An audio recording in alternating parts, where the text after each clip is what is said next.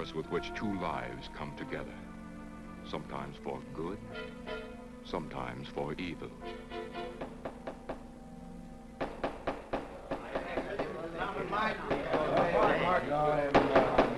I say Williams is out of line on there. I'm definitely against it. Williams seems to forget we have our stockholders to answer to. Phone Mrs. Williams, Della. Tell her to be ready in about an hour and I'll pick her up. Yes, Mr. You phone San Rafael and see if those papers are on the way over from the executive. Yes, Will.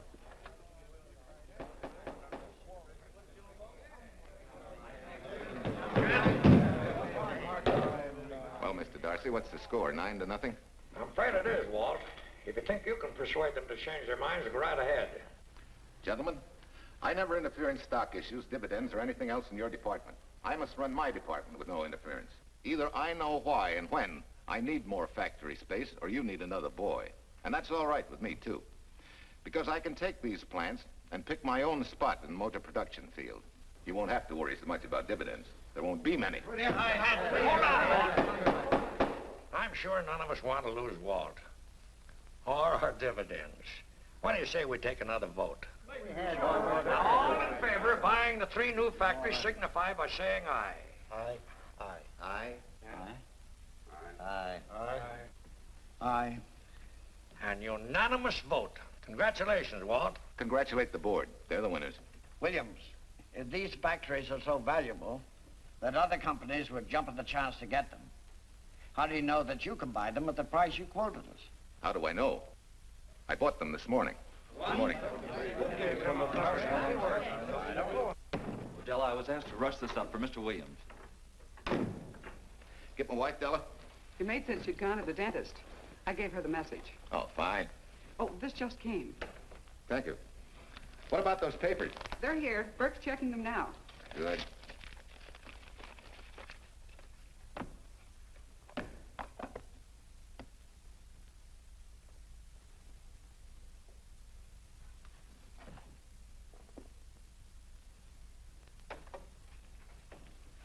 Congratulations, Walt.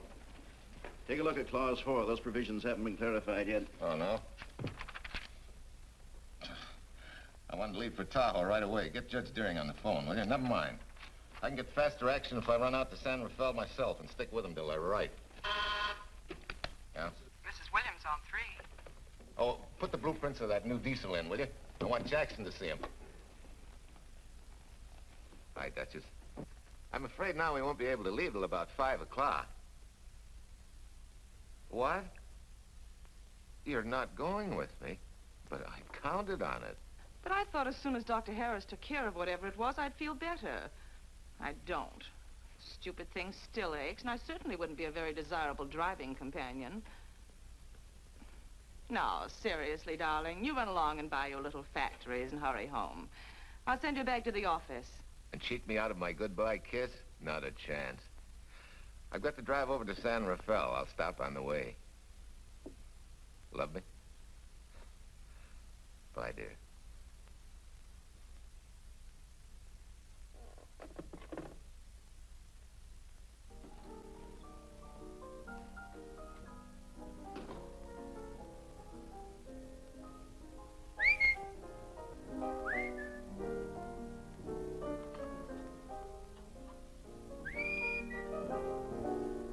How do you expect me to whistle through a toothache?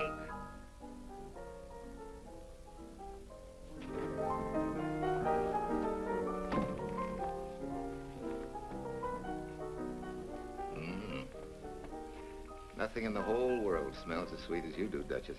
Certainly don't feel sweet. I was grouchy as an old bear. Well, old Doc Williams can give you something to fix that. Close your eyes. Relax a minute. Take a look at that and see if you don't feel better. Oh, Walt. Oh, darling, it's beautiful.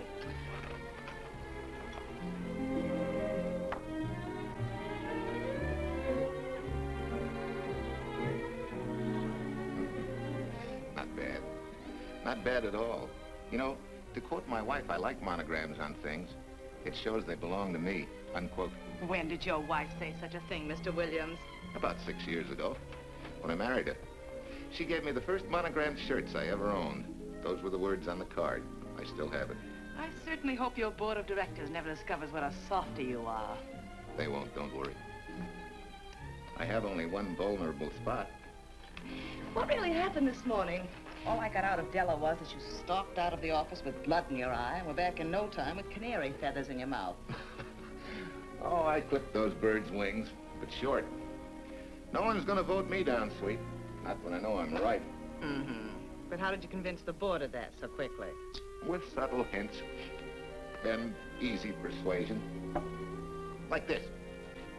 Either I get what I want, or you get yourself another boy. And that's all right with me, too. Walter! What a clumsy ox. I'm sorry, Duchess. Oh, please, sweet, don't be so upset. Oh, if you could have seen your face.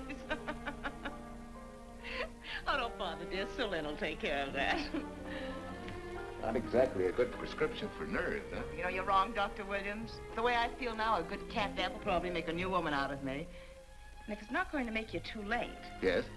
Well, I'm sure that by 5 o'clock I'll... Swell. I'll run over to San Rafael, get things ironed out, and be back for you by 5. On the nose. Darling, wait. That's perfectly silly. I'll take a taxi cab and meet you in Sausalito. There's a drugstore on a corner opposite the square. I'll be there at 5 o'clock and we can go straight on up to Tahoe. That'll save you all that late afternoon traffic and all that time it'll take to come and pick me up. Smart woman, my wife. Thinks of everything. Where's your bag, honey? Oh, Sue Lynn still has some things to press for me. Sure you don't mind taking a taxi? Very sure. Sweet dreams, Duchess. See you at 5. I better get going. Bye, honey.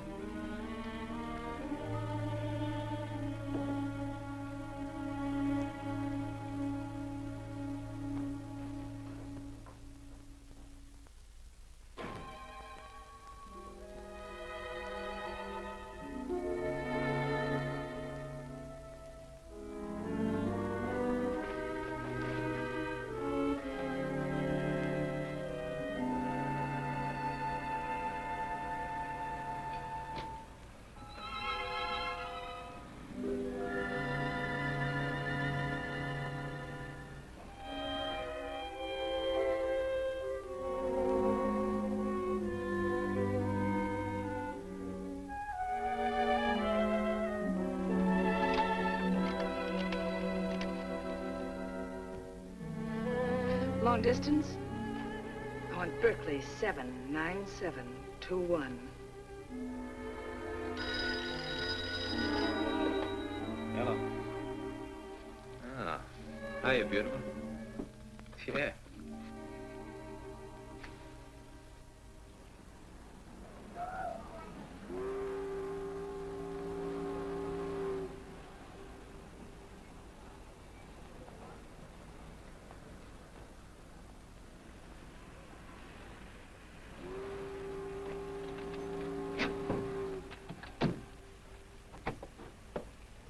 Here.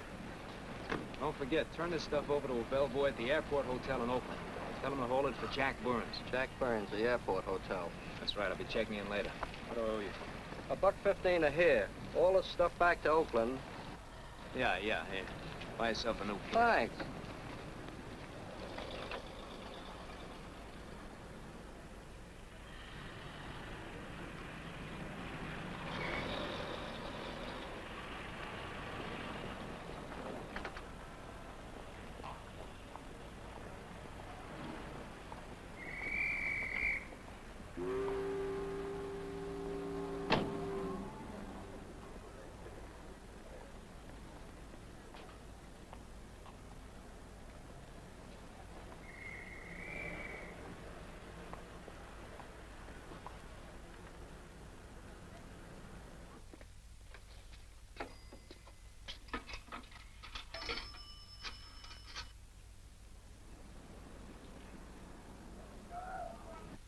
Hey, where's that new woman who was going to meet me? It's after 5 o'clock.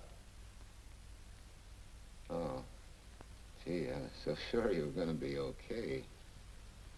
Maybe you better get yourself another dentist, huh? Of course I understand, honey, of course. Just to prove it to you, I'm coming right on home. No, you really mustn't, darling. I'm going to be perfectly all right, really. And besides... Besides what? Well, I've done something you're not going to like. You remember Aunt Margaret back in Illinois? You mean the old gal in Evanston? I'm way ahead of you. How much? Well, it isn't money this time. It's another relative. Her favorite nephew, Jim Torrance. All of a sudden, right out of the blue, just after you left, he telephoned me from Berkeley. Okay, Judge, I'll see him when I get back. Well, you don't understand, dear. You're going to see him right away. What?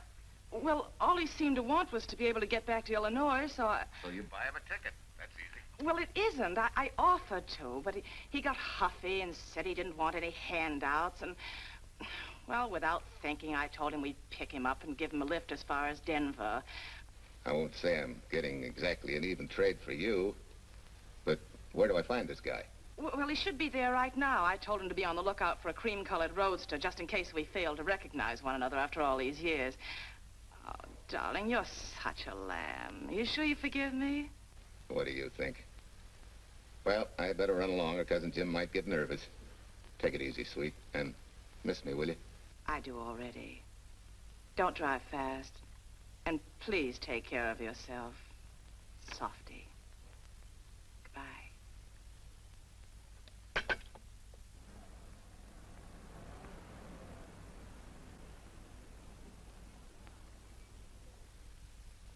Hello, Della? Yeah, Mrs. Williams wasn't able to go with me. Now, while I'm gone, you see that she gets her roses every morning. That's right. But this time on all the cards, put love from Softy. Yeah, S-O-F-T-Y.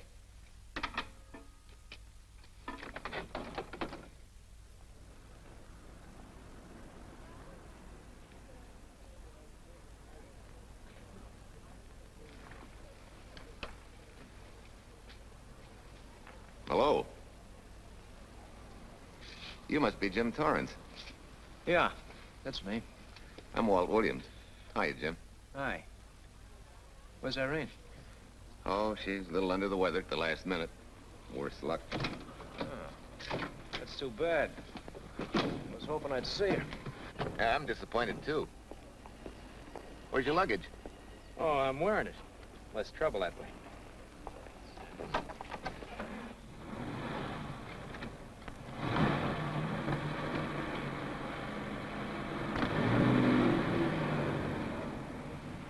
Irene tells me you're heading for Illinois. Yeah. Going been a little rough, huh? Haven't exactly been worried about my income tax. What's your line, Jim? Oh, guess I'm a better salesman than anything else. You know, I can give you a couple letters when you get back to Chicago. It might help you. It's fine. Little in with the top brass never hurts. What outfit were you with? Patton's Third Army. How was it? Rough. Except for the time in Italy. I kind of liked it there. Patton's outfit never got to Italy. Of course. But most civilians never know or care, and I figured you didn't either. Well, I fooled you that time.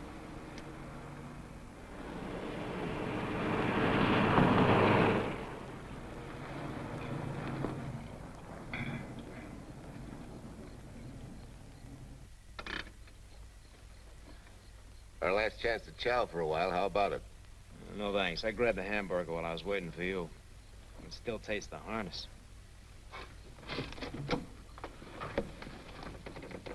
Sure you won't change your mind? No, I'm gonna grab a little shut-eye.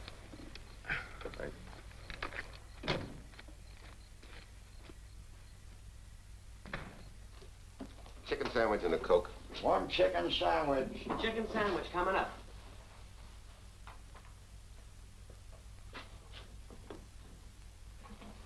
Give me change for $1, will you? Yes, sir.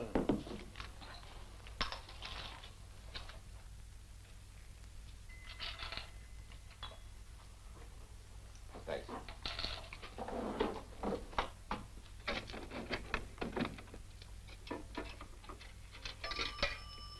San Francisco. Klondike 2, 6714.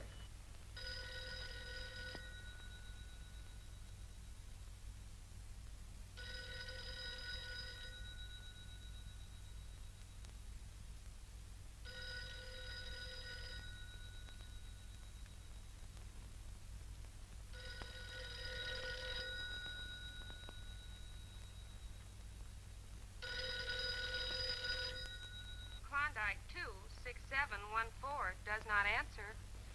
Oh. We'll try Sutter 1, 2599, please.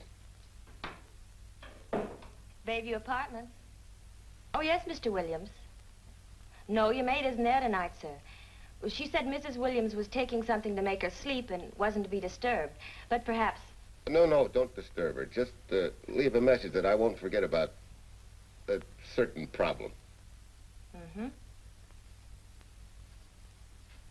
I think I have it, sir. You want her to forget all about a certain problem. Softy, is that S-O-F-T-Y, sir? Softy is going to take care of it thoroughly. Is that all? Yes, that's all. She'll understand. Be sure she gets it the first thing in the morning. Right.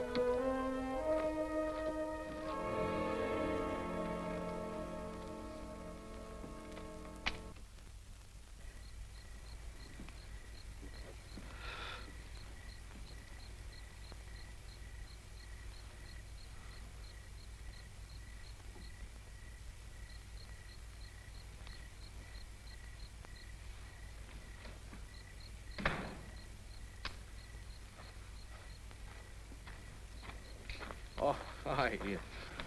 It's been so long since I've been behind the wheel of anything but a Caterpillar or a Jeep, I had to find out what a real buggy feels like. Why don't you drive for a while? Oh, swell. Nothing would suit me better.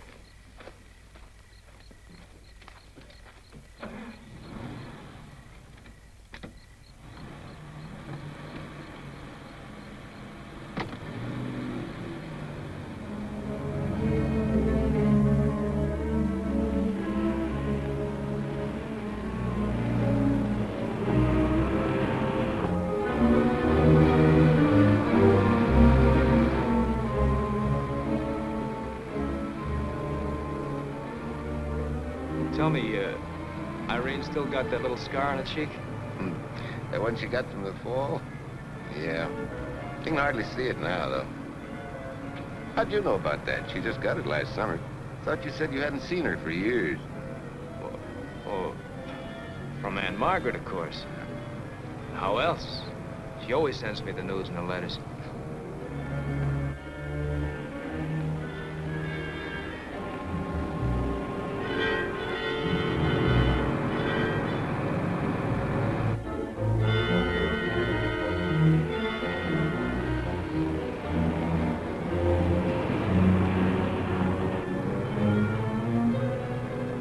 Your Aunt Margaret will be pretty happy to see you.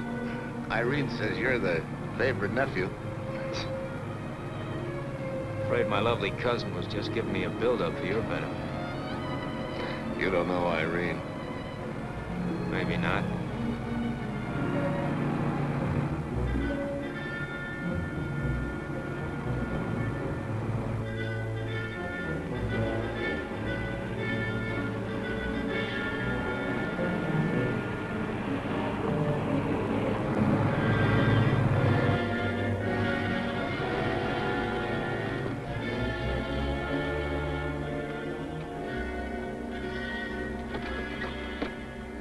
What's the matter? I think we got a flat.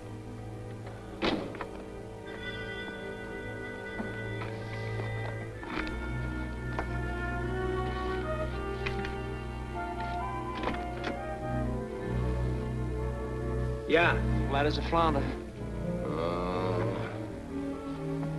Well, let's get to work.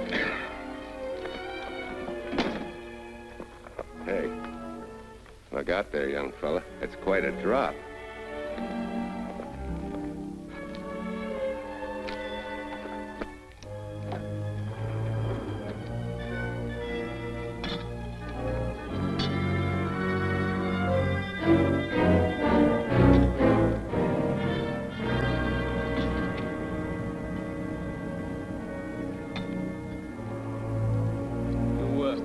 You got a flashlight?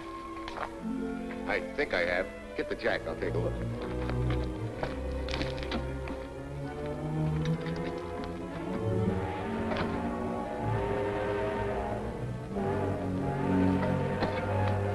Did you find it?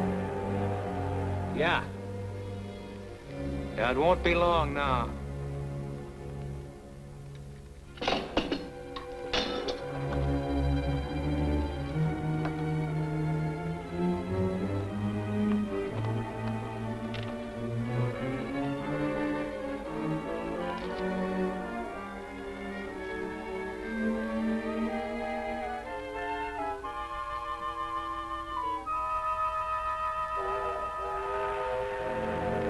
Come on, let's get going. Wait a minute. Did one of your cufflinks fall out? Huh? Oh, something dropped. I heard it fall right down there at your feet. Hmm. Well, he must have rolled under the car.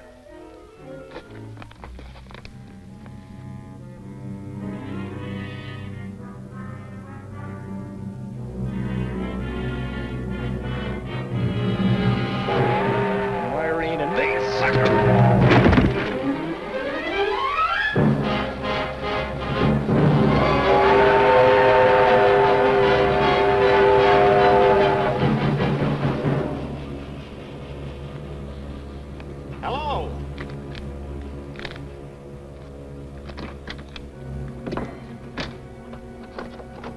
Need a hand? No. I'm all set now. Okay. Good night.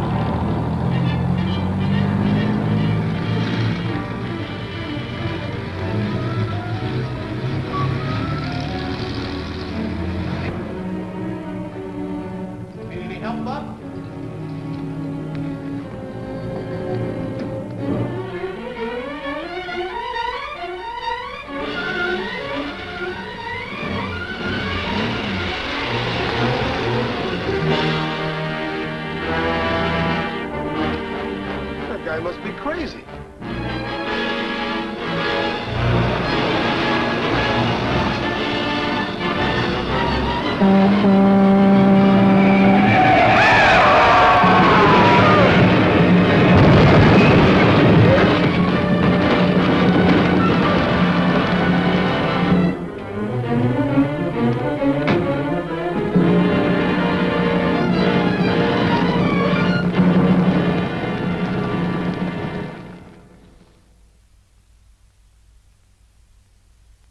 case my husband should be late and have to rush for his plane. This will be taken care of. Thank you.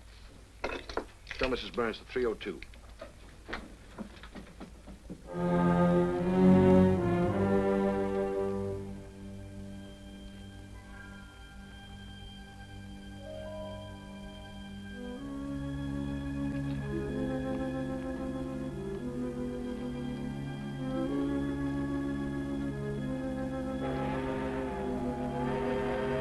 Irene and me, sucker.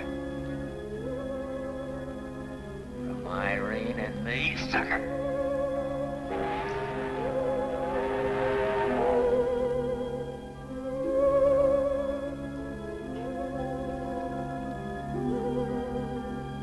Take care of yourself. Softy. Softy.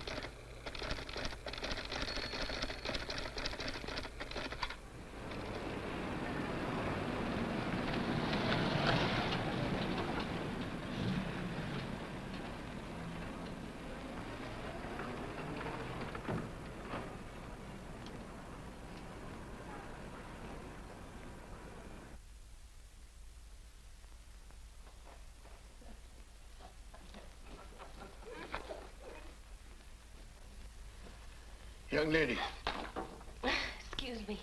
I want to see Mrs. Walter Williams. I'm sorry, sir, but she left orders not to be disturbed.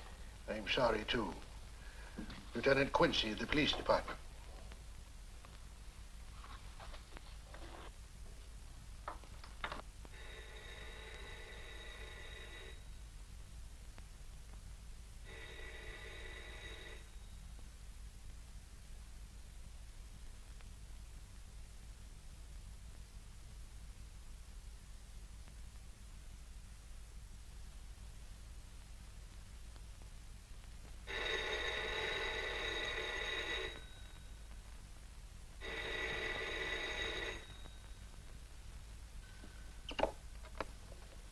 Hello? I thought I left orders not to be Oh, I see. Ask him to come up, please.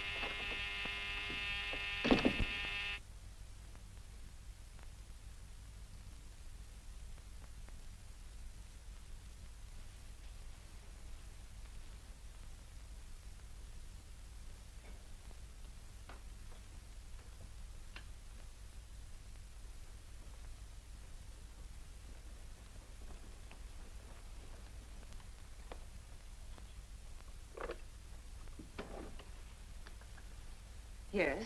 I'm Lieutenant Quincy with the police department. I'm sorry to disturb you at this hour, but... may I come in? Of course.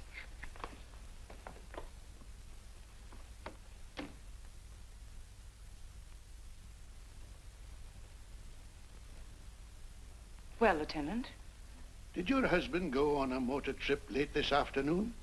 Why, yes, he went to Denver on business. Why? Was he driving a packet roadster? Yes. Is anything wrong? I'm afraid there is. Won't you sit down? Has something happened to my husband? Yes, Mrs. Williams. He's dead, isn't he? Yes. Oh, Walt, I knew something like this would happen. I begged him time and again not to pick up hitchhikers. But it wasn't a hitchhiker, Mrs. Williams. It was just an accident. He ran into a truck, a gasoline truck. You mean there was fire? He must have been driving pretty fast. I don't think he felt anything after the crash.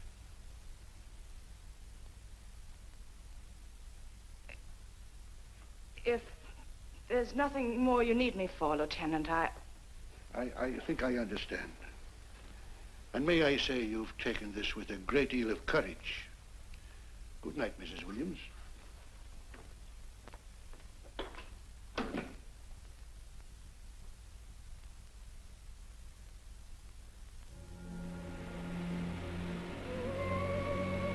take care of yourself. You're softy. From Irene and me. Softy.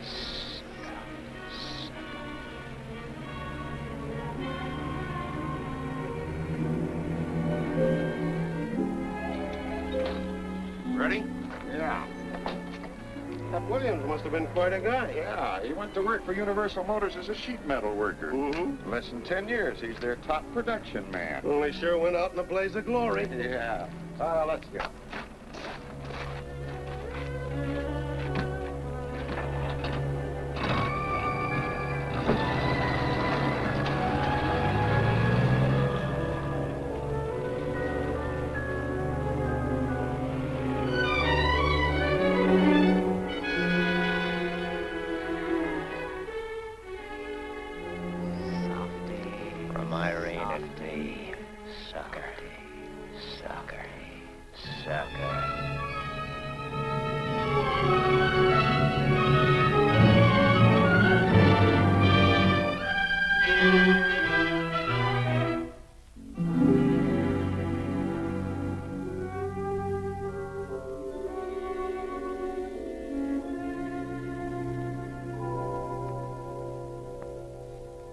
Well, could Mr. Burns have taken a later plane and still made connections for Mexico City?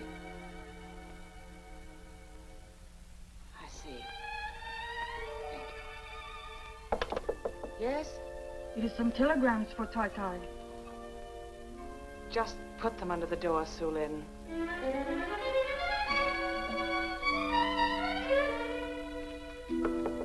Please, Tai, a policeman Quincy most anxious to see you.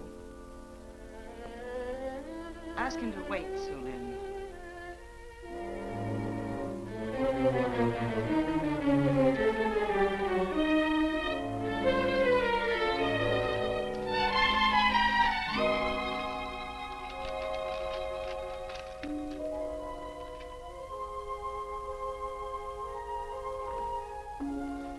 Mrs. Williams will see you presently.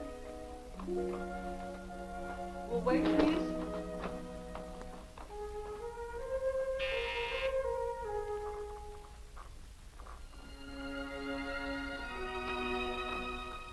Flowers for Mrs. Walter Williams. Thank you.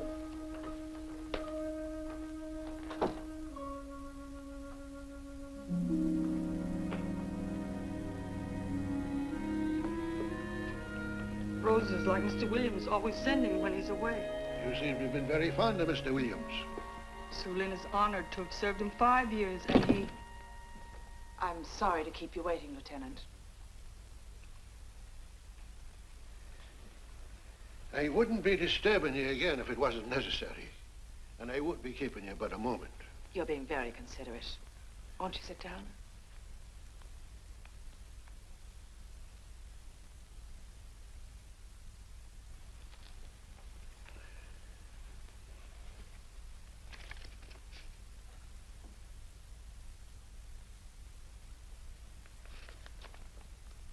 Everyone's been most thoughtful.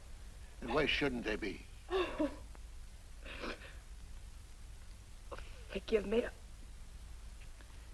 I'm all right now. What was it, Lieutenant? The state police would like to have some information. They found some wavy skid marks for quite a distance on the road, as if the car had been out of control when it crashed. Tell me, was Mr. Williams a reckless driver? Why, no. He was a fast driver, but certainly not reckless. Well, was he a heavy drinker? Quite the contrary. But what about his health? Could he have had a heart attack and lost consciousness before the accident? Why, no. He was in perfect health, but he'd been working much too hard lately and was overtired. Perhaps he fell asleep at the wheel last night. Oh, poor darling.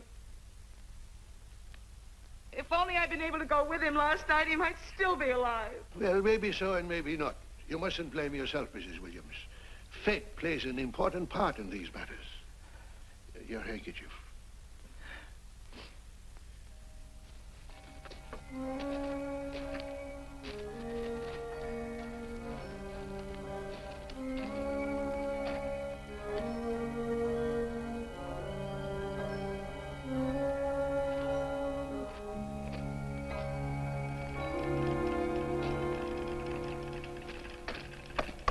When's the next train to San Francisco? 10 a.m. tomorrow.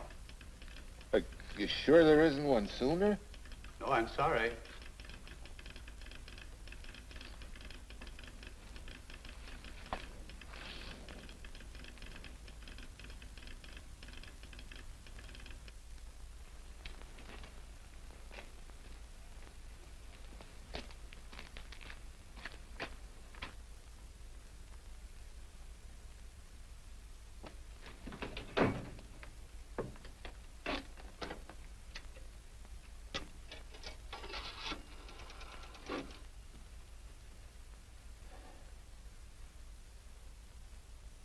We have a circuit now, sir.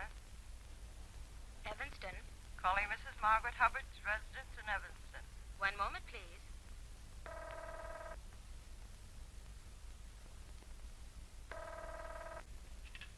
Hello? Mrs. Margaret Hubbard? Yes? Who's this? Long distance. I have a call from Mr. James Torrance. Who? Mr. James Torrance. He's her nephew, Jim Torrance. The call is for your nephew, Jim Torrance. I haven't any nephew, and I don't know any Jim Torrance. Sir, Mrs. Hubbard says she doesn't know what James...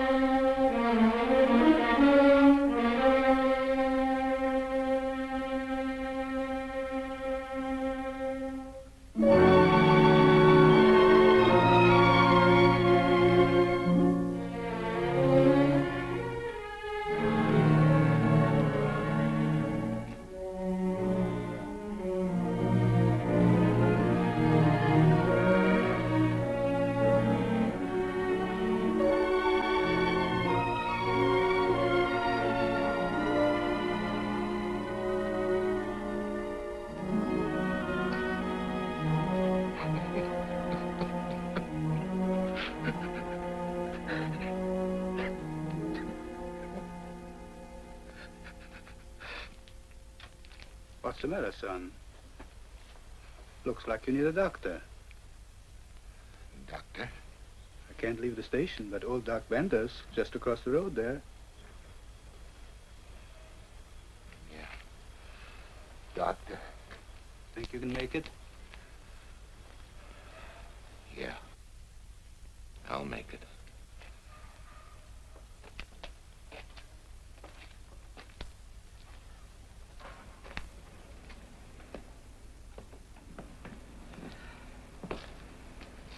Now take it easy, man.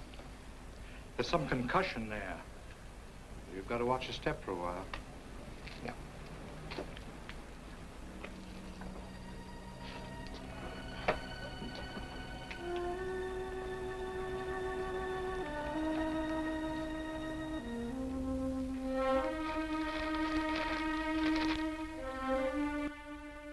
Walter Williams' beautiful widow, who by her own request sat alone in the family alcove during the service.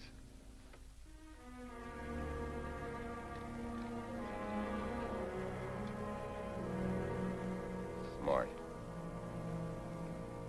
Someone might have caught her licking her chops.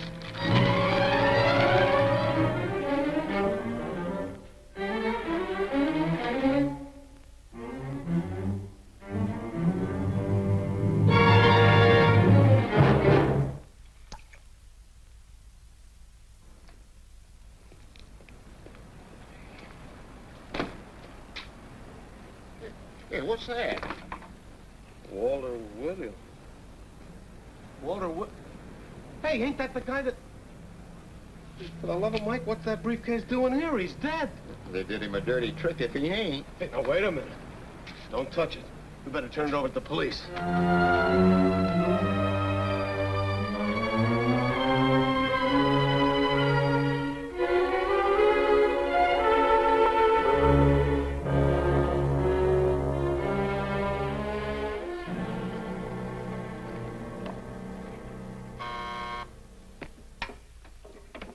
Homicide, Captain Callahan.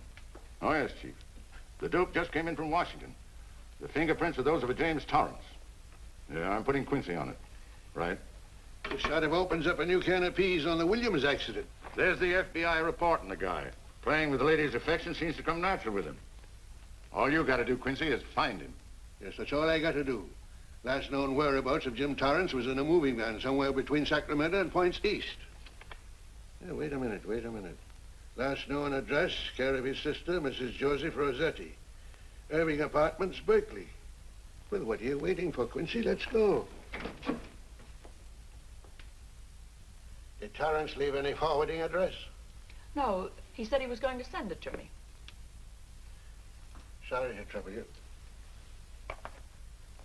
Oh, Lieutenant, if you should happen to hear from him, will you let me know? There's an unpaid telephone bill and a bundle of laundry.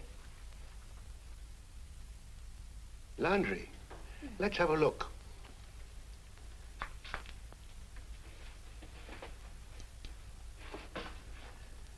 I may have to take this along with me. Not without a receipt, you don't. You mean you don't trust the police? In my business, you don't trust anybody. Mine, too. Holy St. Valentine's Day. Look, he had the same thing on his shirts, too.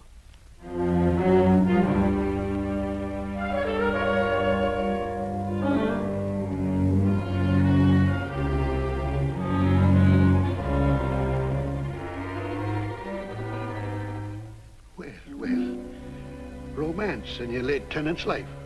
Did you ever see the lady? You know, I never did. But I always knew when she'd been here, the wonderful perfume. I'll lay you 10 to 1 she's a rich widow. Could be. Wait, I'll get you his telephone bill. Pretty fancy stuff for a hitchhiker. Yeah, but he's a pretty fancy hitchhiker. According to the shirt maker, a certain lady in the town had these made special. And they're just like her husband's, only his initials were WW. Sort of smells, don't it, Cal? Now take a look at this little item. It was also found in the laundry. I for Irene and W for... Well, it could be for Williams, too, couldn't it? Yeah. Homicide, Callahan speaking. Hello? Oh, hello, Fitz. Hello. What news? Oh? Any luck? Both days, huh? Swell. Have it typed up and sign it. This report of Fritz will be a nice little topper for this pile. His checkup shows calls from Torrance's phone to Williams's private number, and a flock of them going the other way, including one on the 7th and several on the 8th. The 8th, in case you've forgotten, is the date of Walt Williams' accidental death. Well, that ought to be enough to get an indictment out of the grand jury. Go pick her up. I'd like to play a long shot first. It might give us 2 for 1. Well, take 'em one at a time. A bird in the hand is not going to lead us to its mate. I'd like to give the lady a little more rope. Well, Thanks. I thought you'd agree.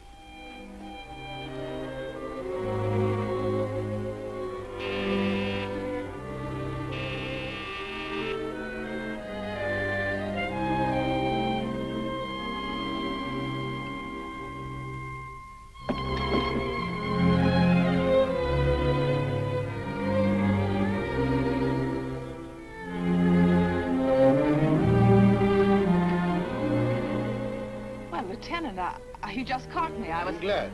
I have some rather startling news I thought you should know before it hits the headlines. Come in. Thank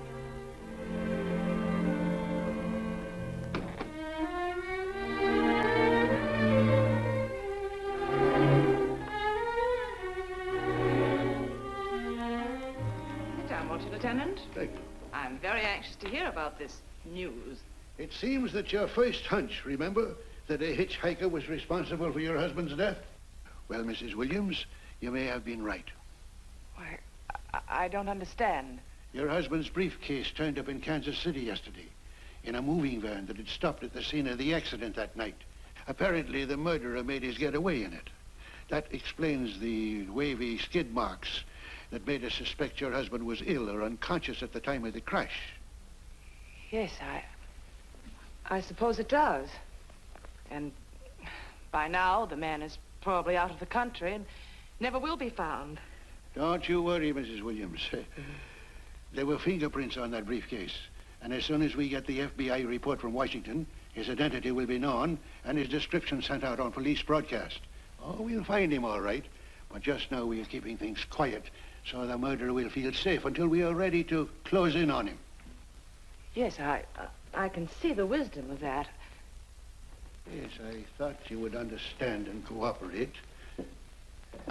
As soon as we know his name, it is possible that you might recognize it as someone with a motive. There's that possibility. You know I'll do everything I can to help. I'm sure of it. Now I'll run along. You'll hear from me. I'll let myself out. Don't bother. And don't worry. Good day.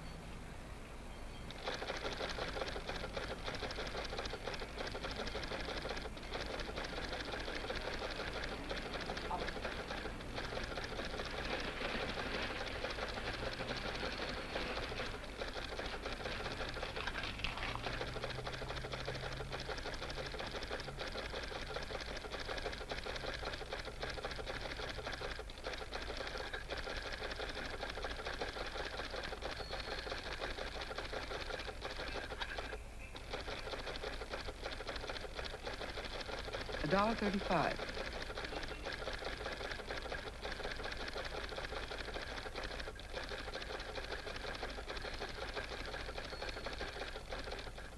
See, everything after the letter J in the first name has been obliterated by heavy writing over it.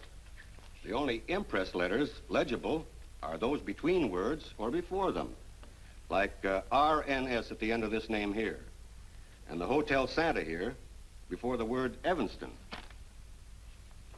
Well, Tom, don't you think it's about time you retired? Why, there isn't even evidence there of Mrs. Williams' intent to communicate with Torrance. And who do you think she beat a path to the telegraph office to wire to?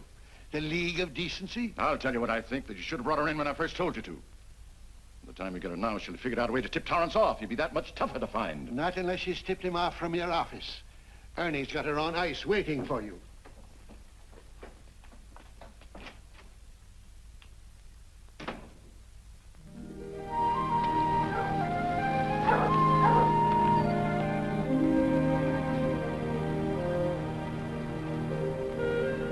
Pretty good, huh? Fastest growing little town in Idaho.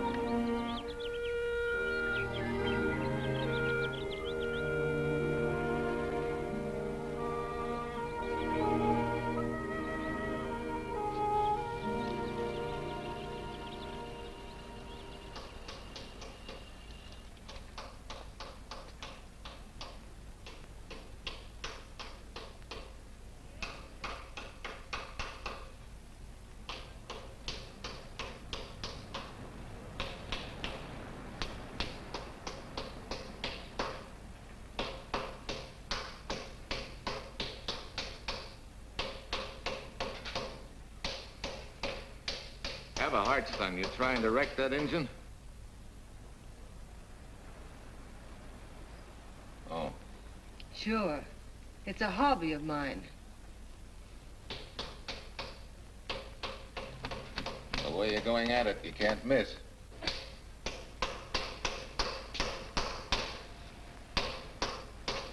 Here. I just can't let you ruin that beautiful motor. Start her up.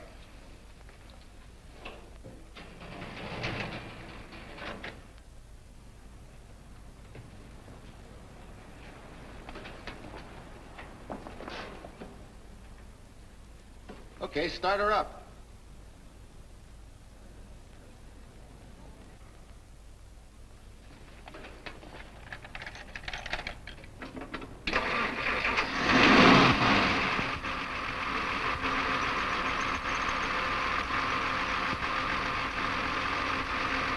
Shut her off.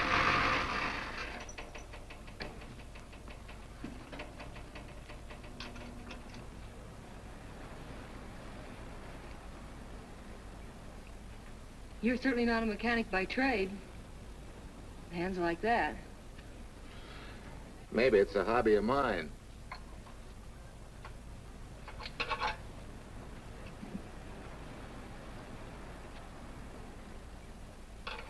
Gee, what happened to your head? Perhaps I was talking when I should have been listening. Okay? Okay by me. Thanks a lot, Hill. So long, Marcia. Bye. He's all right now. You better lay off though till the boss gets back. I'm the boss.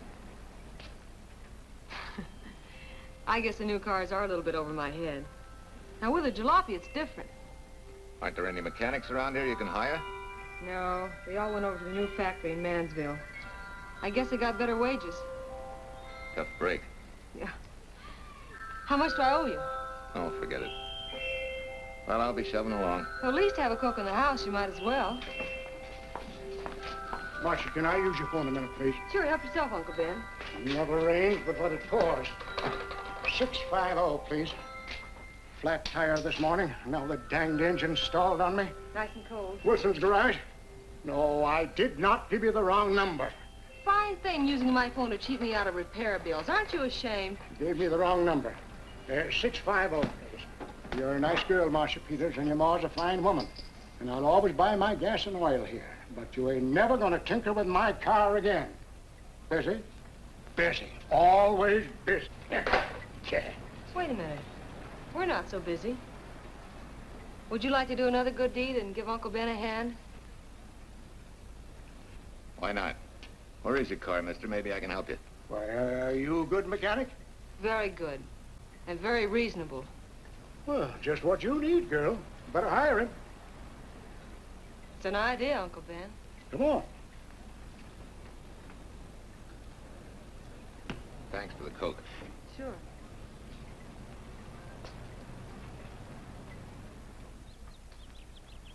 Well, I got Uncle Ben fixed up all right. Nothing but a sticky carburetor valve. Bye. I hope he paid you. What for? It only took a minute. You're certainly not money conscious, stranger. There. This is no kind of work for a girl. Well, somebody has to do it if I want to stay in business. And I want to.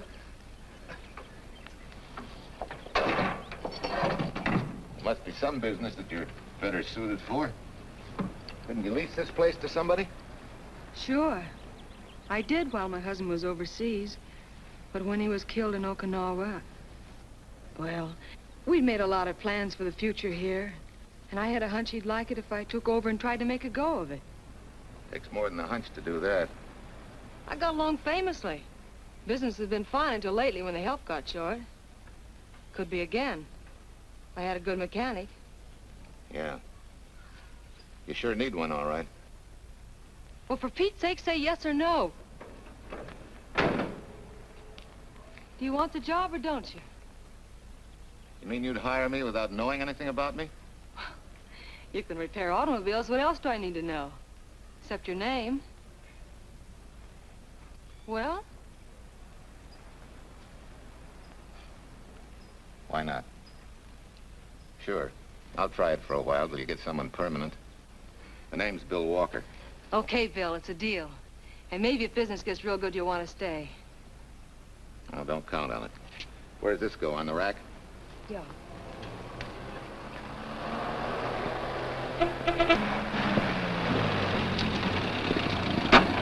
Marcia! Marcia! It happened! It's a boy, 8.5 pounds. Pair of shoulders like a prize fighter. Well, congratulations, Papa. How's Jane? Ah, perfect. Everything's perfect. Gotta get down to the store and tell the gang. Almost forgot. Oh, gee, thanks, Ed. I'm sorry, I won't have enough for the gang. Yippee!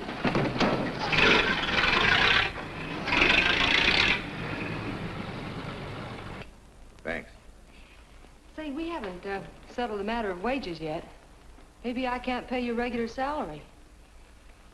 Suppose we leave that open till you find out how much I'm worth to the business. Doesn't seem to be any business right now. Might be a good time for me to get rid of this beard and find a place to board. We live right next door. I'll go ask Mom. She'll know of a place. Sort of a peaceful house. I noticed it this morning. Oh, gosh, I forgot. She's down helping Mrs. Wellesley with her canning. Mom finds homes for everything from stray cats... To stray mechanics? Well, you're not a stray anymore. I'll go phone. Pearl, 674, please.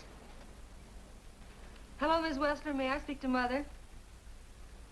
Hi, Mom. I've got some good news for you. I hired a man for the station. Yeah. No. Nobody we know. He's from out of town.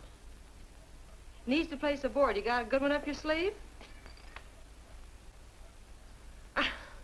Okay.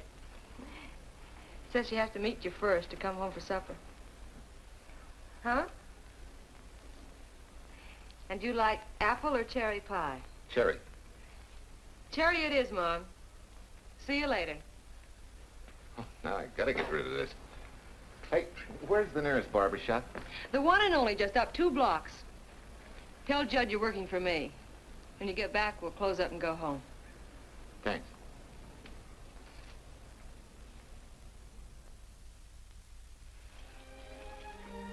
Well, that's real nice. You must have had a good bringing up, young man. Thank you for the young man.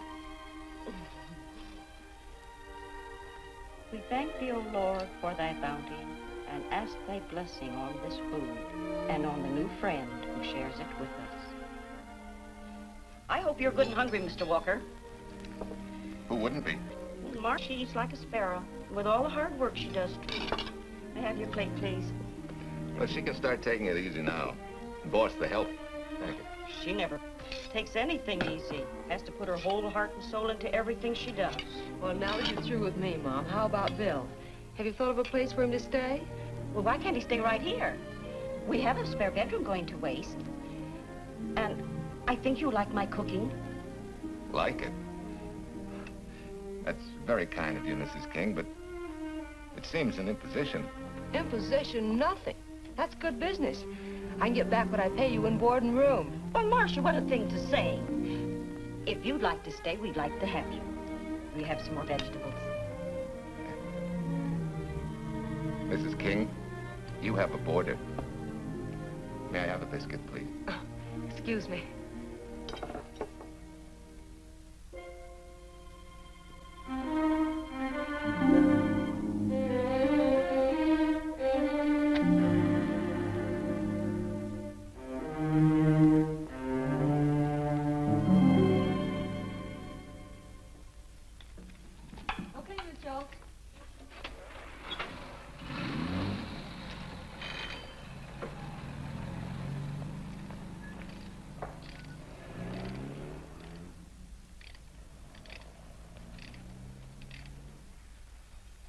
It's wonderful the way tools seem to come alive in your hands.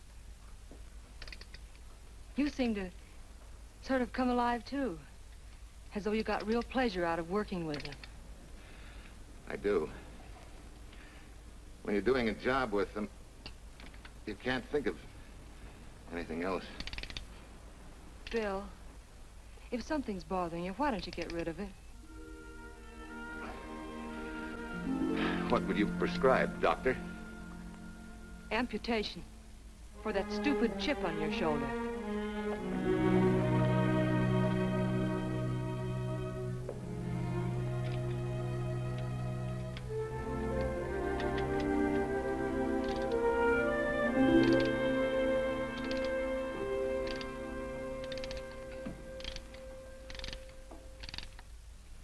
What you need is a ring job. Save yourself some money. Gee, Bill, with the baby and everything, I just can't afford it now. Oh, we'll take care of that. Hey, boss. How's Ed's credit? Good enough for a ring job? Well, sure, if I can hold Junior as collateral. Oh, not a chance, fella. Never mind her. I'll do it on my own time. Oh, thanks, Bill. Maybe we'll see you tonight, huh?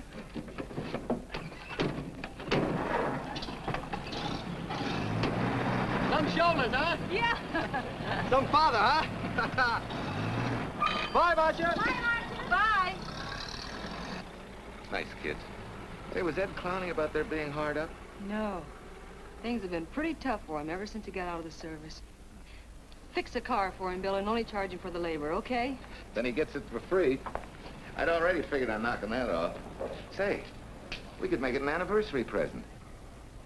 Anniversary of what? Junior's arrival, and mine, 3 months ago today. Time certainly flies. That was a lucky day when you came to MP service. Your work's been bringing in a lot of business. I'm glad of that. Hated to have fallen down on Mom and you. Say, look, boss, why don't we three celebrate tonight and go to the movies? Ed said he and Jane were going. Well, that lets Mom out. She'll be babysitting. I'd love to go, Bill. I haven't been in ages. Here's your opportunity. Go to work.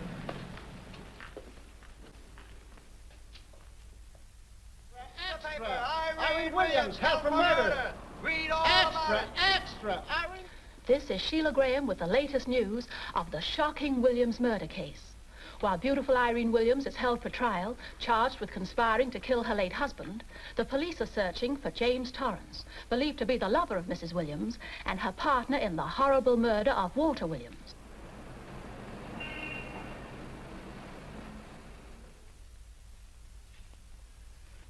If I'm handling your case, my dear Mrs. Williams, I want 1/3 of everything you get. You're out of your mind. You don't realize what I'll get as Walt's widow. Perhaps you don't realize the spot you're in. Torrance's fingerprints were found not only on your husband's briefcase, but, in a manner of speaking, on your reputation as well. There's a detective named Quincy, a very smart cookie. He isn't exactly for you. Frankly, Mr. Warner, I'm beginning to wonder if my attorney is for me. Underestimating the enemy's ammunition would scarcely be wise. Now, if we can get to trial before Torrance is found, they'll never get a conviction. But what? If he shows up, we may have to fry him. Oh, no. Let's not cross that bridge until we have to. But if it comes to a choice, we're not going to burn, are we?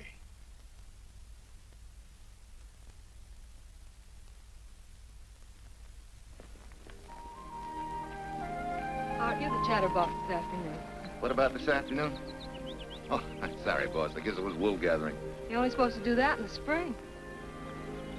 Is there anything you don't know? Yes. What's San Francisco got that we haven't? Better newspapers, for one thing. Anyway, California's supposed to be the land of opportunity. I thought that by now you liked it here. I do.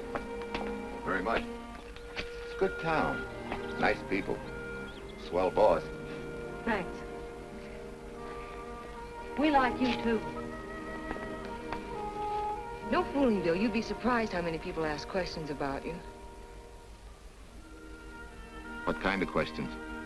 Oh, where you came from, do you have any family, and do you like it here, and are you going to stay? Al Knox asked me at the movie last night if you wanted to join the volunteer fire department. Just interested, friendly things. I suppose it is natural for people to wonder about a stranger who moves into their community, like I did. You know, I've been thinking, maybe it wasn't such a good idea, you and I going to the movies last night. It's all right being seen in the station and here with Mom, but... You get used to that in a town this size. They're always trying to marry people off. You just ignore it, and after a while they forget about it. I'll go get cleaned up for supper.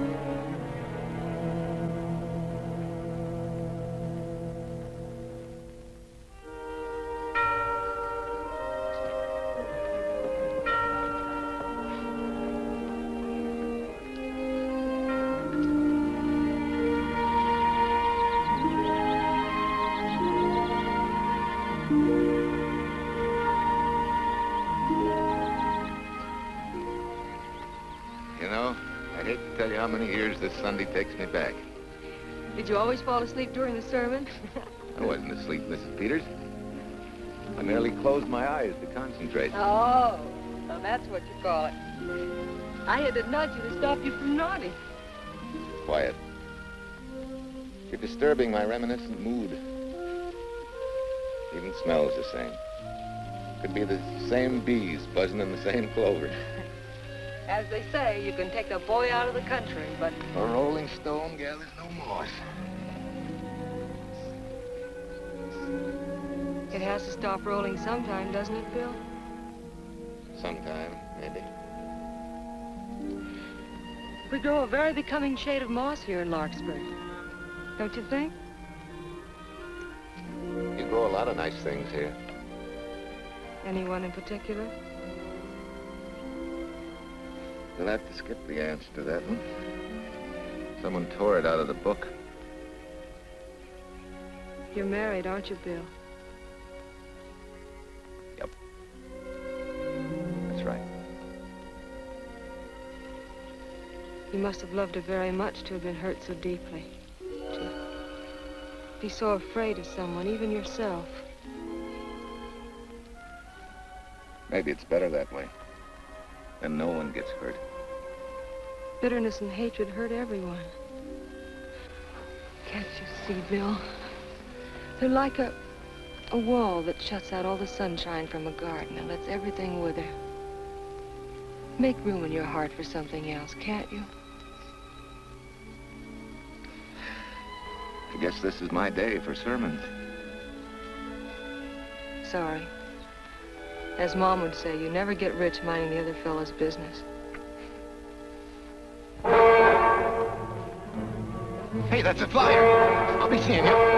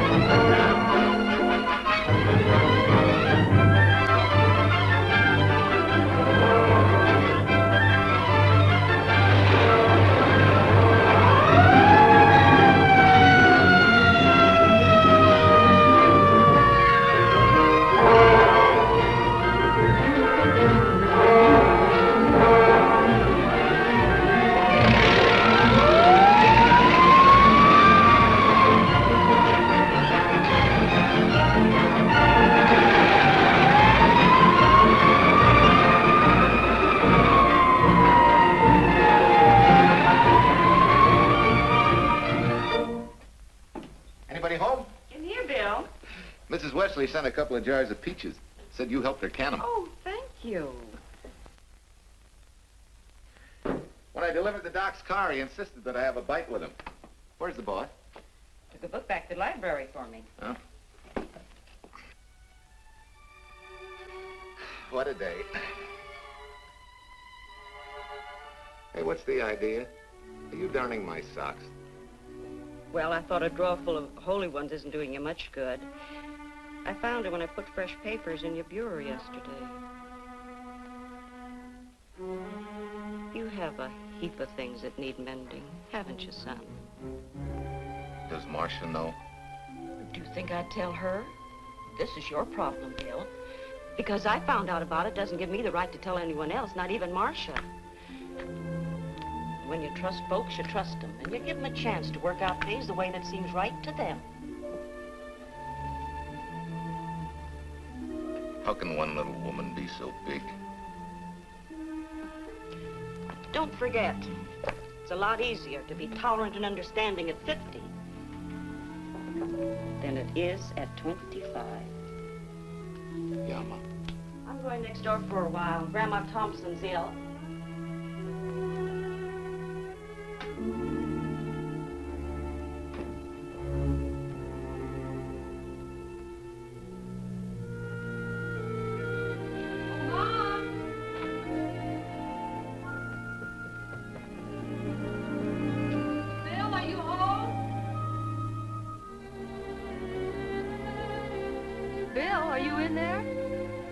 Yeah.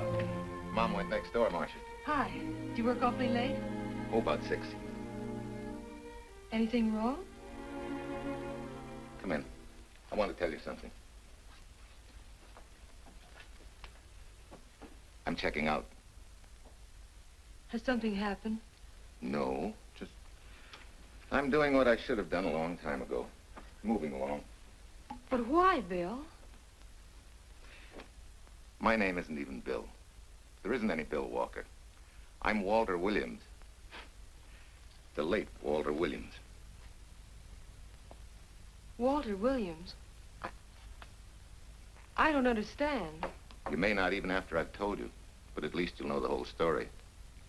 Sit down, please.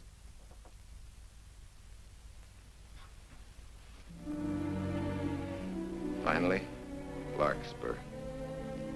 And you. From there on, you know.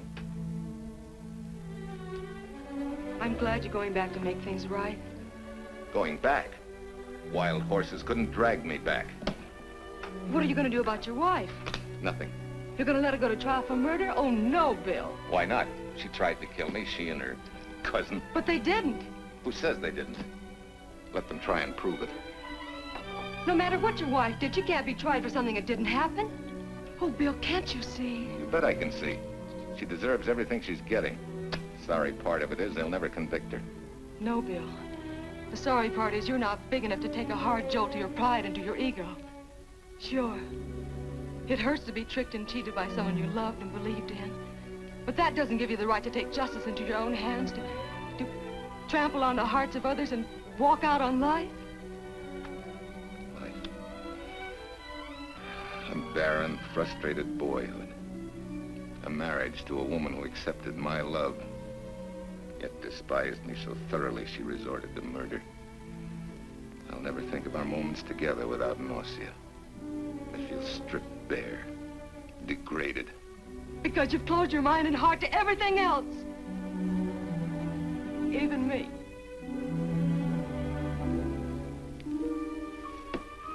Oh, Bill, please. Don't destroy the one chance we have for happiness. We haven't got a chance. Doing the right thing never works out. I know. In this world, you turn the other cheek and you get hit with a lug wrench. Forgive me, boss. Try and forgive me.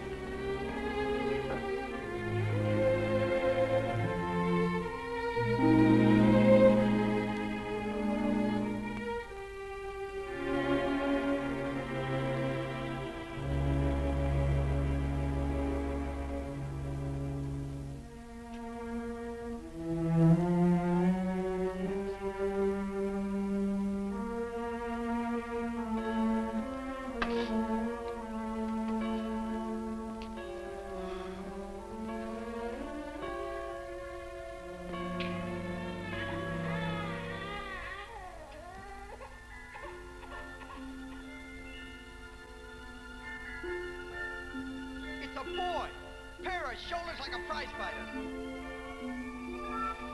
You know, I hate to tell you how many years this Sunday takes me back.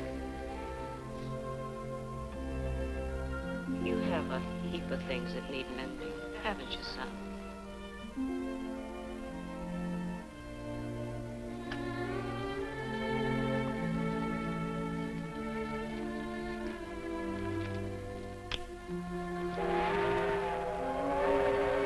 Take care of yourself. Softly. Marguerite and me. Softly. You're not big enough to take a hard jolt to your pride and to your ego. Sure. It hurts to be tricked and cheated by someone you loved and believed in. But that doesn't give you the right to take justice into your own hands. Trample on the hearts of others and walk out on life. Oh, Bill, please. Don't destroy the one chance we have for happiness.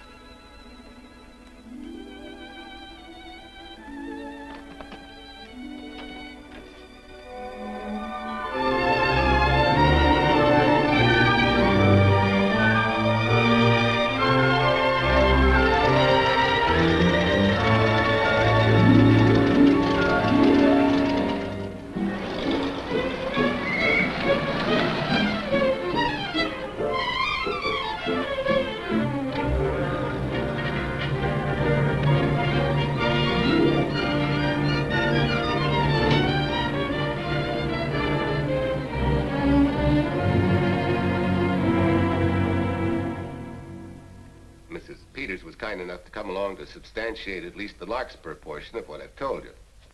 Very thoughtful of you, Mrs. Peters. Mr. Williams, when you read in the newspaper that the hitchhiker who attacked you had been, well, a close friend of your wife's for some time, it must have been a great shock to you. I didn't come here to discuss my emotional reactions, Lieutenant. If you need me for anything further, Captain, my office will know where to reach me. Let's go, Marshal. Just a minute, Mr. Williams. We'll need your signed statement for the grand jury when we ask for your wife's release. It won't take long to be typed. Yeah? All right.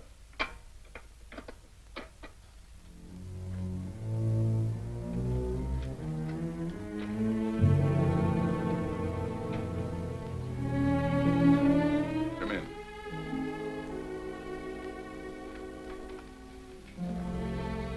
Sit down. Mrs. Williams, We have news for you. Really? I can scarcely wait.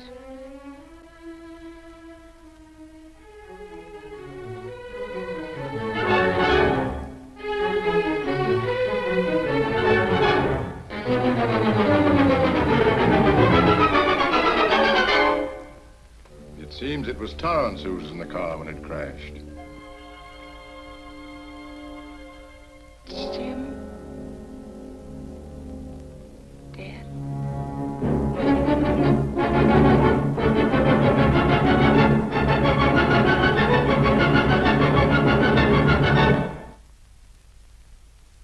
You did it. You killed him. No. He tried to kill me. Thought he had. And he ran into the truck. It was an accident. An accident? You wait all these months to tell this story. You let me rot in this filthy jail. Wait a minute. You let everybody believe you're dead. Pretty convenient, wasn't it? A dead man can't be tried for murder. Mr. Williams, perhaps your wife would understand better if you would explain to her about the amnesia. Amnesia? Oh, don't tell me you believe he had amnesia. Where's he been all this time, just wandering around in a daze? Tells us he's been in Larkspur, a little town in Idaho, working as a mechanic in a service station. Run by Mrs. Peters here.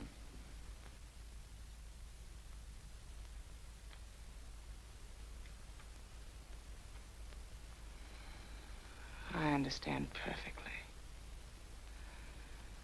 Now that my chance for happiness is dead, I suppose you'll demand the divorce I begged you to give me so that I could marry Jim. That's fantastic. Yes, isn't it? After you telling us that the man you picked up was a perfect stranger. Well, that's not true. The time and place for meeting Jim had all been arranged. I must advise you, there's a law that a wife can't testify against her husband. There's a law against murder, too, but that didn't stop him, and nothing's going to stop me until I'm through.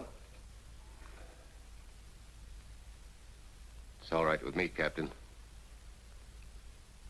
Go on. Talk your head off.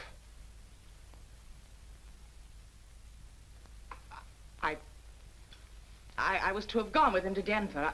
He insisted on it, although I was quite ill.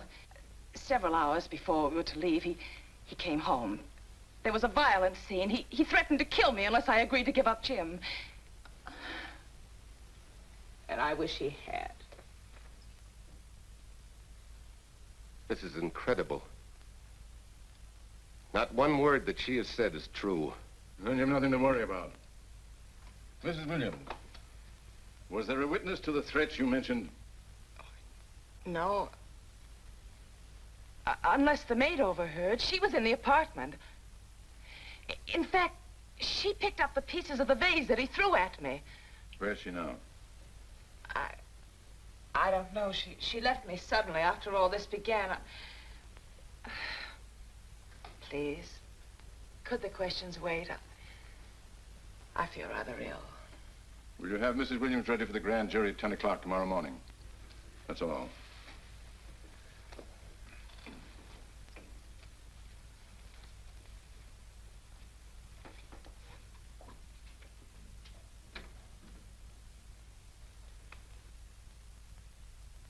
We're going to hold you too, Williams. On what charge? Suspicion of murder.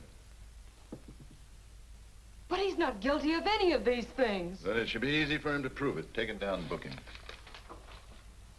That fiction of Mrs. Williams must have been very convincing. No, we just couldn't buy that yarn you tried to sell us. Let's go.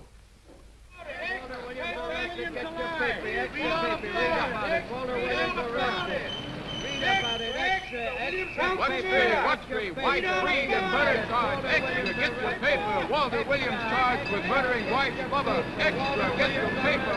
Irene Williams goes free. Husband held. Extra, get your paper. White breed and murder charge. Walter Williams charged with murdering wife Bubba. And Daly's going to cover Williams' office. Okay, boys, hop to it. I want all I can get by 10 a.m. tomorrow for the grand jury. Okay, Chief. Oh, Tom, don't miss a bit. Dig up everything you can on Williams and the Peters dame. You sort of believed Irene Williams' story, didn't you, Van? She made better sense than he did. Well, sure, she's a better liar than he is. Don't forget, I went all through her grieving widowhood with her. She's a bad customer. Well, that's for the grand jury to decide, and Williams insisted on letting her talk. So it's his funeral. Funeral, all right. Especially with that yarn he told.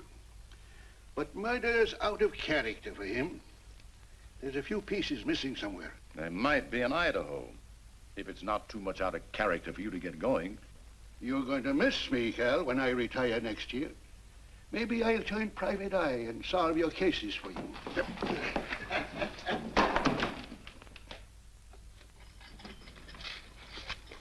Hi, Williams. Mr. Williams? Thanks. Got a deal from the bottom here, don't you? Sorry, Williams. Okay, Williams.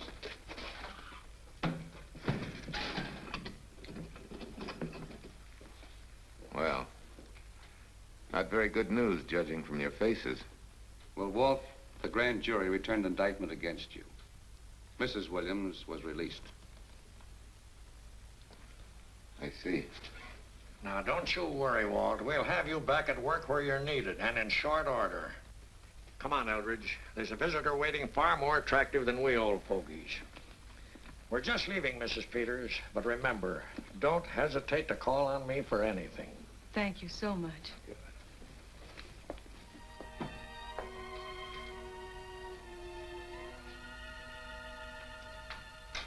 Hi, boss.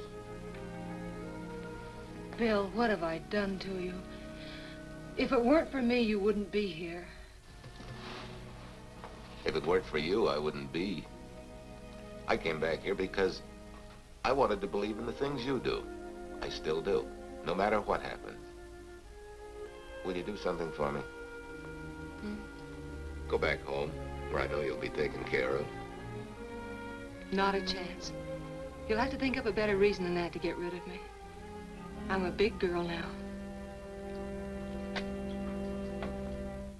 I've just been to Larkspur, Williams, where I found these newspaper clippings.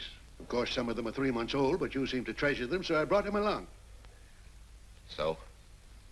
I don't think they exactly substantiate your claim of amnesia. As if you were interested in substantiating any claim of mine. Now, let's get one thing straight. Most people, when they get in a jam, think the police are only interested in the prosecution. Our job is to get the facts, the truth. And the truth never hurt anyone but the fellow that lied. Unless he was a beautiful woman. Oh, quit kidding yourself, Williams. You made the boner. I had no more to do with Torrance's death than you did. And out of the whole population of Northern California, you just happened to pick up a hitchhiker who happened to be your wife's boyfriend. Ah, have a heart, Williams. I suppose you'll tell the truth when you take the stand, but you better have some mighty conclusive proof if you expect the jury to believe it. Wait, Lieutenant. Bill, we all know you're not guilty, but we're going to need help to prove it, and need it badly. Lieutenant Quincy can't take sides, but if we're right, he has to be on ours. And I have a hunch he wants to be. Why don't you tell him the whole story? All of it. Please. I'd like to. Quincy, very much. Guess I should have told the whole truth in the first place. But I wanted to clean this mess up with as little scandal as possible.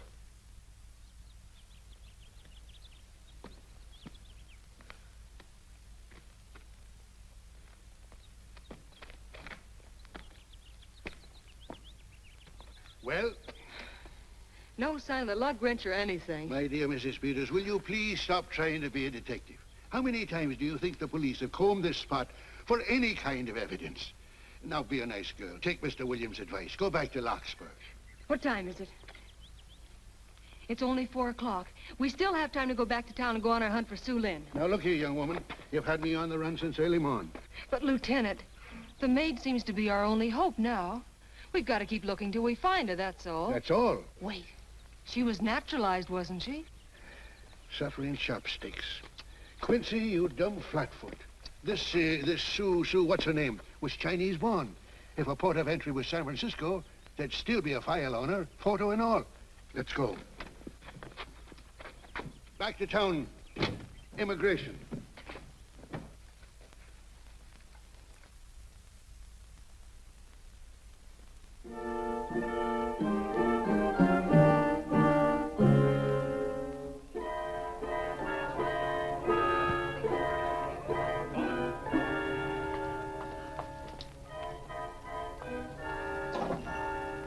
The council has given us the right lead.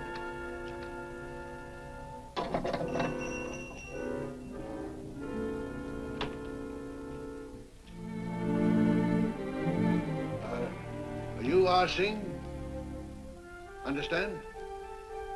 You savvy English? Also French, Italian, and Hebrew. May one ask what is desired? We're looking for Su Ling Chung. The Chinese consul said you were her uncle and might tell us what she is. This daughter of my brother, has she offended the honorable police? Oh, no. They just wanted to ask her some questions about Mr. Williams, the man she used to work for. Ah Singh's heart is heavy that he cannot lead you to her. But things that are not known cannot be told. Well, if you hear anything of her, report it to headquarters.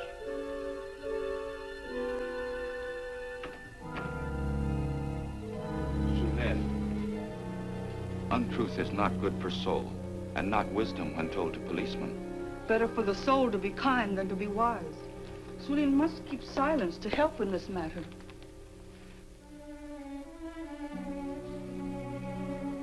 You know, you're quite a gal. In case I haven't told you lately. You're just too easily pleased, that's all. There must be a way out. Why can't we find it? Oh, buck up, boys. Tomorrow's another day. Yesterday you go to trial. Bill, I'm afraid. And the state intends to prove, beyond any reasonable doubt, that the defendant, Walter Williams, did, with malice aforethought, kill the deceased James Torrance, whom he knew to be his wife's lover. And that with his victim dead beside him, he drove his car into the course of an oncoming truck, jumping clear himself some seconds prior to the crash. And subsequently, he made his getaway in the back of a loaded furniture van. And for 3 months, as Bill Walker, he laughed at justice, but had imprisoned his unfaithful wife for conspiracy in his own murder. But then he decided that being dead cramped his style. He thought he could eat his cake and have it too. So he returned, most anxious to explain his long absence and to right the dreadful mistake that had imprisoned his wife for 3 months. Ladies and gentlemen, it was a cold-blooded, premeditated murder and must be punished to the fullest extent of the law. Call the first witness, please. Captain Callahan, did Walter Williams tell you what suddenly cured his amnesia after 3 months? No, he did not. But he did tell you the man that struck the blow which caused the amnesia was a total stranger, a hitchhiker he had picked up.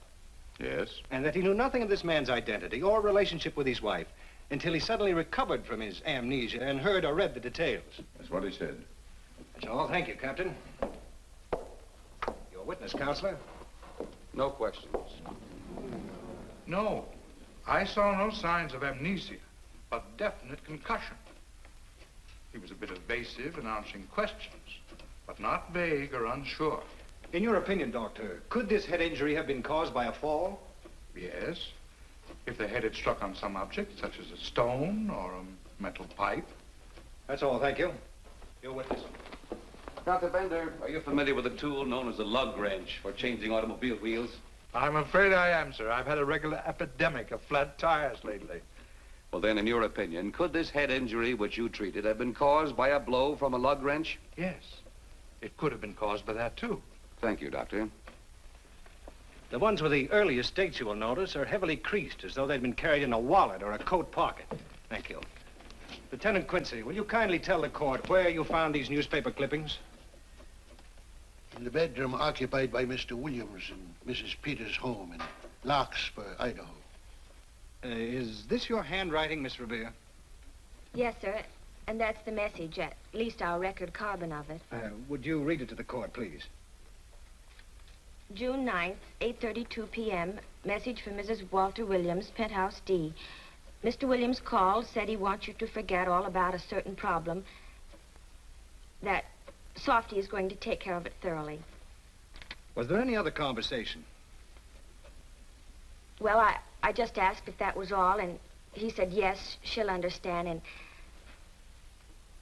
and sort of laughed as if it were a joke and hung up. Some joke killing the wife's boyfriend. Head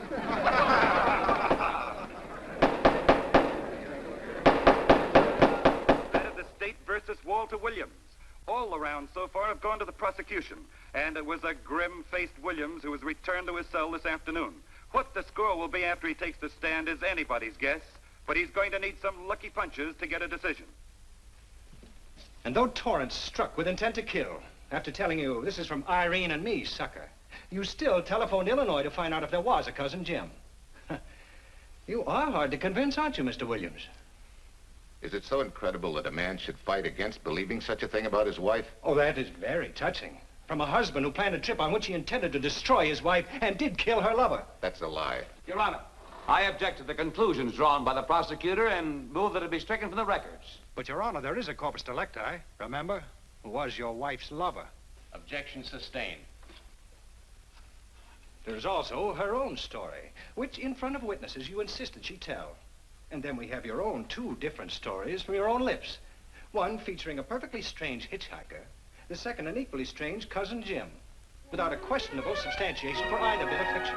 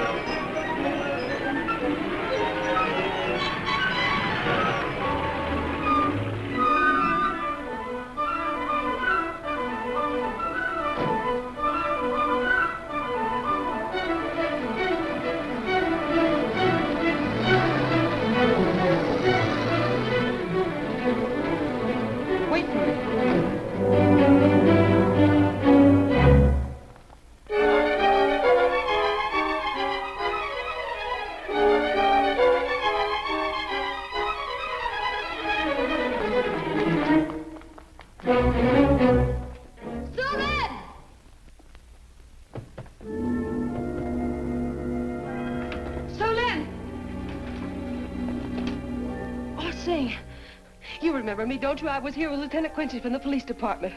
I just followed Sulin up the stairs. I saw her come in here. You must be mistaken. I'm not mistaken. She's here. I must see her. Ah, Sing, don't you understand? It's to save a man from prison, even from death. I will send her to you.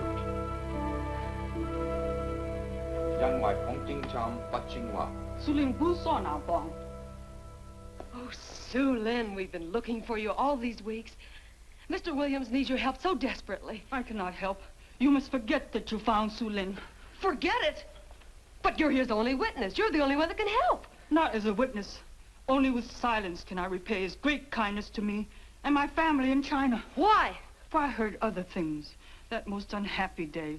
From Mrs. Williams' bedroom, his voice very loud and angry. A flower vase broken to pieces. He can explain all that. They do not believe what he's already told. That I heard anything would do harm. Don't you see?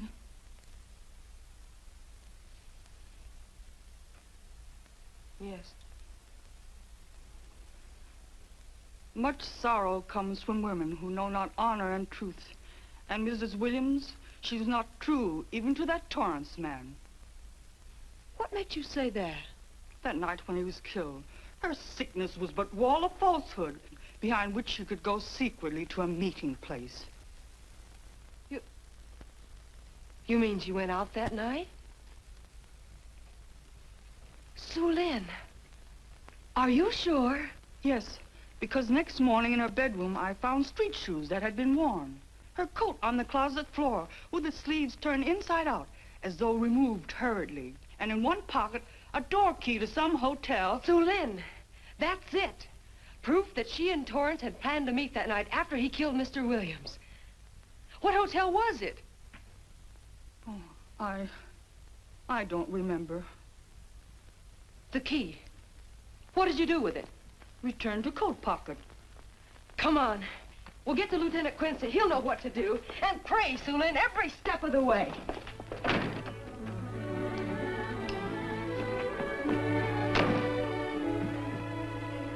Now hold everything. Even if this long shot don't work out, we'll just keep on pitching.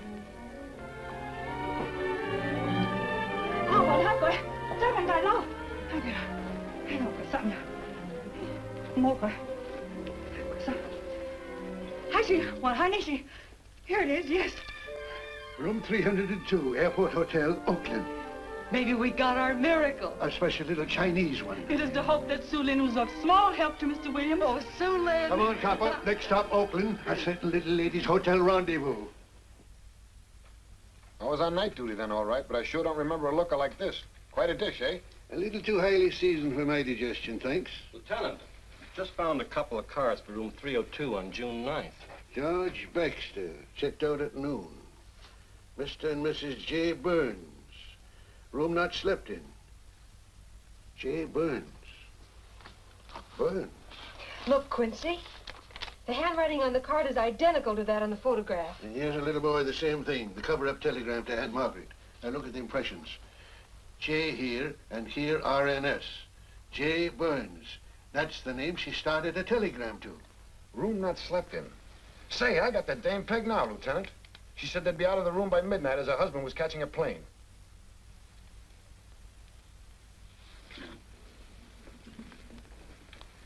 But Quincy... Reservation for Sam Andrews. Yes, sir. This ties it all up, doesn't it? Yeah, like a greased pig. What do you mean? We've got the evidence now, the proof. Of what? Sue Lynn's theory that Irene was playing the field? This evidence only proves that she came here to keep a date with a man named Burns. We can't even prove that he didn't keep the date. But you know he didn't. There wasn't any Burns. It was only a name that she and Torrance used. Fine. If you can prove that, Williams will be free. But none of this will prove it. Sorry, Copper, but we are just up another blind alley. Willie? Yes, sir. There's a couple of sample cases from Mr. Sam Andrews. Came up from the station this morning. Take them to Parlor B right away. Sure thing, sir.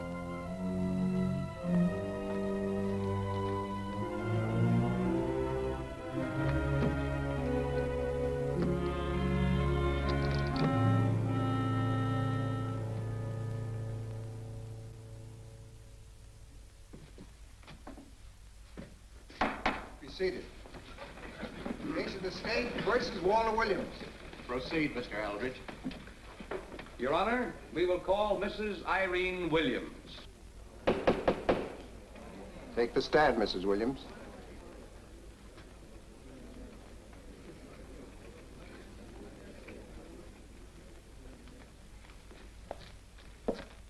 Raise your right hand. You solemnly swear the testimony about to give in this cause to be the truth, the whole truth, and nothing but the truth, so help you God? I do.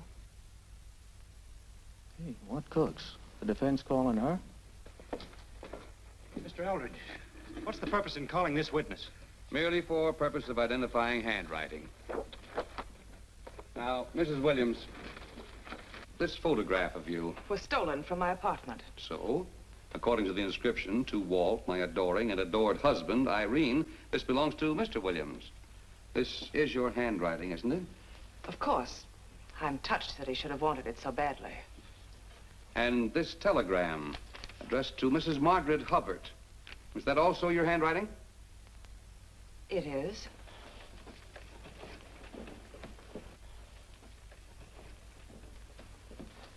Now, Mrs. Burns, I mean Mrs. Williams, this photograph is inscribed to Jim, my adoring and adored Irene. Did you write this too? I see no point in all this. Merely answer counsel's questions. Did you write it? I did. And these letters addressed to Mr. James Torrance, did you write them? Yes.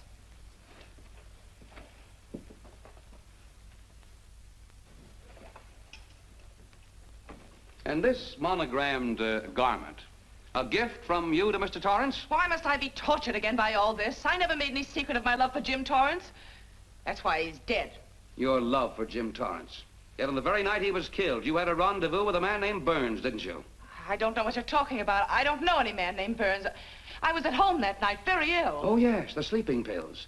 Well, you must walk in your sleep then, for you spent at least part of that night at the Airport Hotel in Oakland, where you registered for Mr. and Mrs. J. Burns. Don't waste the court's time trying to deny it.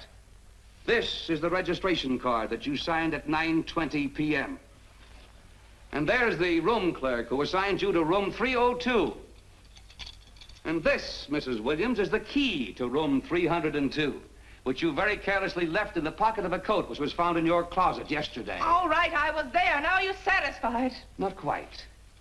This J. Burns, Mrs. Williams, was his first name Jack? Yes. Have you been in contact with him lately? No. How long since you've seen or heard from this Jack Burns? Well, I don't know. I don't remember. You bet she doesn't remember, because there isn't any Jack Burns, and there never was. That was an alias for Jim Torrance. And it was Torrance who was to have met you that night, after your charming little plot to kill your husband had been duly executed. It's not true. It's not true. I have bad news for you, Mrs. Williams. I can prove it's true. These pajamas, these letters, this picture, all of which you identified for the court, were found in this suitcase, which is full of the clothes and personal belongings of Mr. James Torrance. And the suitcase was found in the baggage room of the Airport Hotel, where it's been held since June 9th. And it says on this tag, in large print, hold for Jack Burns. That is all, Mrs. Williams. Just a moment, Mrs. Williams. Your Honor, in view of the evidence presented, we now ask for a dismissal of the state's case against Walter Williams. And we intend to charge Irene Williams with conspiracy to commit murder against her husband, Walter Williams. Oh, no.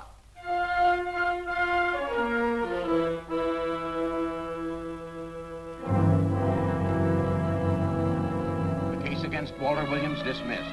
Court adjourned until 2 o'clock. Well, that's that, Walt. Congratulations, Mr. Williams. I haven't the words for it, Quincy, but we could never have made it without you. Ah, sure you could. You know, son, right always wins if you give it a little push, especially when you get a copper like this one to do the pushing. Well, I'll be seeing you. You know, it'll seem kind of strange being able to eat and sleep without someone getting in your hair all the time. Oh, fine, Walt. We're looking forward to having your hand on the wheel again. The Denver plants are waiting for you to open them. You think you can make it in the morning? How about it, Counselor? You bet you can. Oh, good. Well, I'll be running along. Well, you think you like Denver?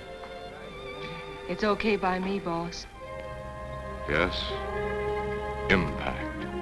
The force with which two lives can come together. Sometimes for evil, sometimes for good.